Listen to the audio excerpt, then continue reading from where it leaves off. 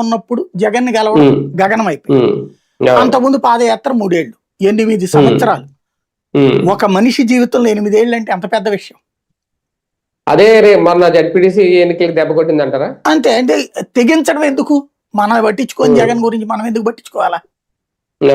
జగన్ కుటుంబం అంటే అభిమానం ఉంటది. రేపు పొద్దున మెయిన్ ఓటేసుకుందాం, రేపు మెయిన్ ఎలక్షన్స్ లో చూసుకుందాం. ఇట్లా ఆళ్ళతో స్ట్రగుల్ అయ్యి కేసులు పెట్టించుకుంటే ఎవడు పట్టించుకుంటాడు మనల్ని? ఎవడు కాపాడతాడు మనల్ని? అంతకుముందు ప్రాణం పెట్టి అవసరమైతే పొడి చేసేవాళ్ళు అనమాట. అలాంటి స్టేజ్ నుంచి మారిపోయింది అనమాట.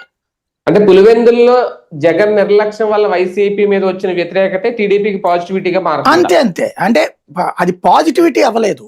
ఆ టైంకి వీళ్ళు పట్టించుకోవాలి జగన్. అంటే ఆల్టర్నేటివ్ క్యూ లైన్ లో ఉండి ఓట్లేసి ఉంటే వేరు.